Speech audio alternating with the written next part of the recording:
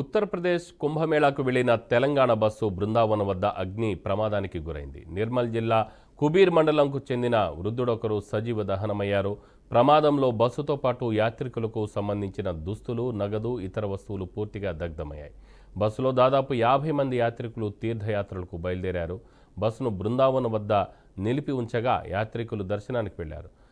పల్సి గ్రామానికి చెందిన శీలం ద్రుపద్ అనే వృద్ధుడొకరు అనారోగ్యంతో బస్సులోనే ఉండిపోయాడు. అదే సమయంలో బస్సుకు అగ్ని ప్రమాదం చోటు చేసుకోవడంతో ద్రుపద్ సజీవ దహనమయ్యాడు. మిగతా యాత్రికులంతా పోలీసుల సమక్షంలో సురక్షితంగా ఉన్నట్లు సమాచారం.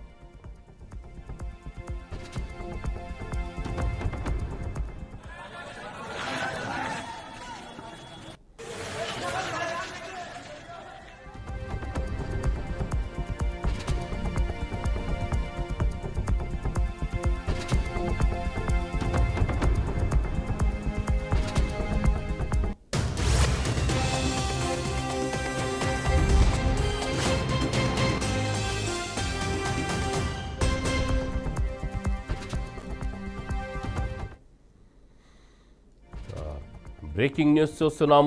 ఉత్తరప్రదేశ్ కుంభమేళాకు వెళ్లిన తెలంగాణ బస్సు బృందావన్ వద్ద అగ్ని ప్రమాదానికి గురైంది. నిర్మల్ జిల్లా కుబీర్ మండలంకు చెందిన వృద్ధుడొకరు సజీవ దహనమయ్యాడు.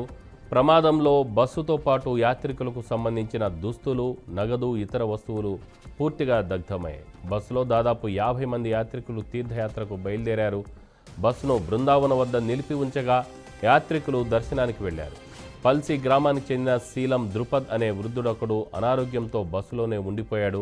అదే సమయంలో బస్సుకు అగ్ని ప్రమాదం చోటు చేసుకోవడంతో ద్రుపద్ సజీవ దహనమయ్యాడు. మిగతా యాత్రికులు అందరూ పోలీసుల సమక్షంలో సురక్షితంగా ఉన్నట్లు సమాచారం.